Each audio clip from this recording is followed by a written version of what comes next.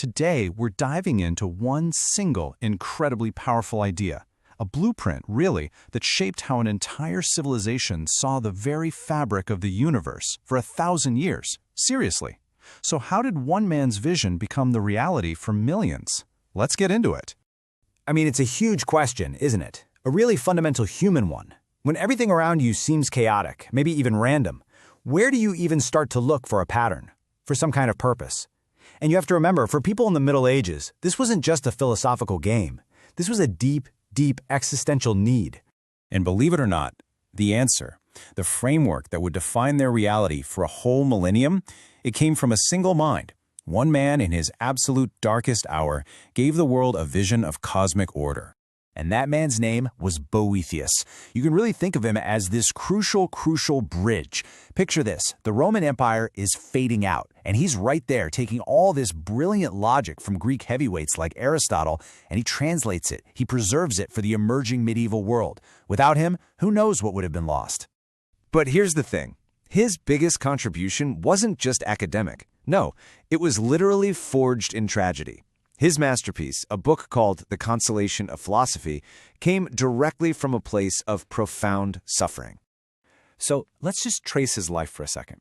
He was born into a powerful family, a brilliant scholar, a major statesman. I mean, this guy was at the top of his game.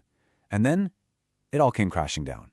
A sudden, tragic fall from grace. In 523 AD, he's thrown into prison, accused of treason. And it's right there, facing death, that he writes The Consolation of Philosophy, the very work that would, incredibly, go on to define an era. And deep inside that book, at its very heart, is a poem, a prayer, really. It's a vision of the cosmos that offered him comfort in that prison cell, and amazingly, ended up offering a framework for an entire civilization.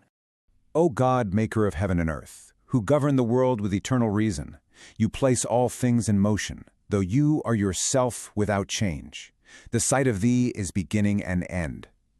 Wow, that's not just a poem, is it? That is a full-blown cosmological statement. So how exactly did those powerful words become the blueprint for the medieval universe? Let's break it down. Let's dig into the core ideas here. Okay, first up is this concept of the unmoved mover. This is a big idea Boethius gets from Aristotle. Think of it like this. If the universe is this massive, complex machine, God is the mind behind it, the stable, unchanging source of all reason and all motion, who set everything into play not because he had to, but from a pure act of will. All right, next we have the eternal exemplar.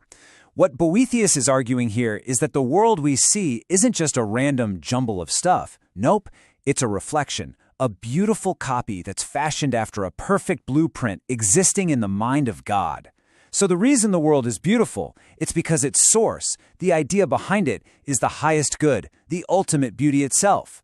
And this idea of order goes all the way down to the basic building blocks of creation.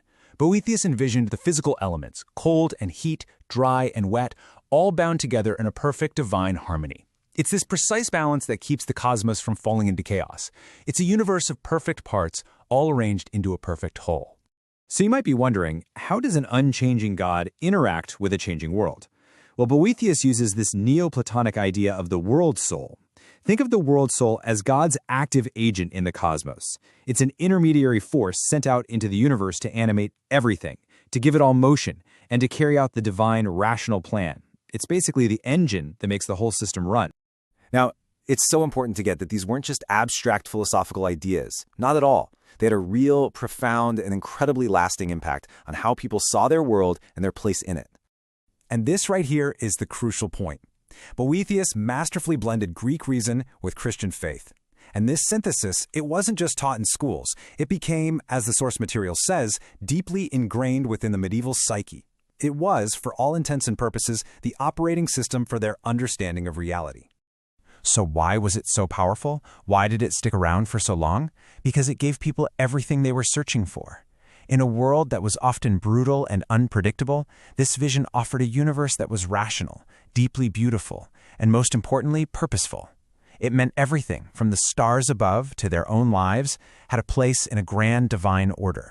Which brings us to a final thought. Boethius found his blueprint in a prison cell, looking for order in a world of chaos, and his answer shaped a millennium. So in our own complex, often chaotic world, the question remains for us: where do we find our